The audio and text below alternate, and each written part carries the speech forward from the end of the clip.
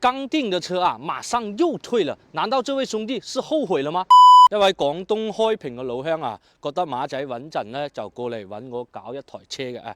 佢前後睇車未夠半個鐘啊，就訂落嚟啦。點解咁快呢？無非啊就兩個原因。第一個呢台車個車況咧 OK 啦，比較好啊。第二方面咧就係價錢呢方面咧比較平，所以咧佢又訂落嚟啊。但係過咗半個鐘之後咧，我就將錢退翻俾佢啦。點解呢？因為佢同我講啊，唔想掛公司，想搞個人戶貸款嘅啊，所以咧我就幫佢 check 咗下佢嘅徵信咯。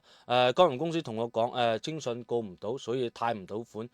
佢訂車之前咧，我就同佢講，如果徵信過唔到，我就將錢退翻俾佢。因為我哋廣東人做生意啊嘛，要講到做到，要有口齒啊。你哋覺得啱唔啱呢？然後我就跟他說啊，如果確定要搞車的話，那就掛我們公司啊，到時候還清貸款以後呢，是隨時可以提檔，而且是免費提檔的啊，不會收取任何的費用。所以呢，我就叫他先回去考慮一下。結果第二天呢，就過來跟我說，那就定吧，掛公司吧。反正呢，相信馬仔就 OK 的啊。其實掛靠公司有顧慮啊，是正常的。但是只要你找到靠譜的人、靠譜的公司啊，那就一點問題啊都沒有。比如找馬仔我了啊，只要你們相信我的話，我一定不會讓你們失望的啊。最後呢，感謝這位廣東的老鄉對馬仔的信任跟支持了啊。好了，如果你們還想要這種6.8米或者9.6米的話，直接過來找馬仔就 OK 了啊。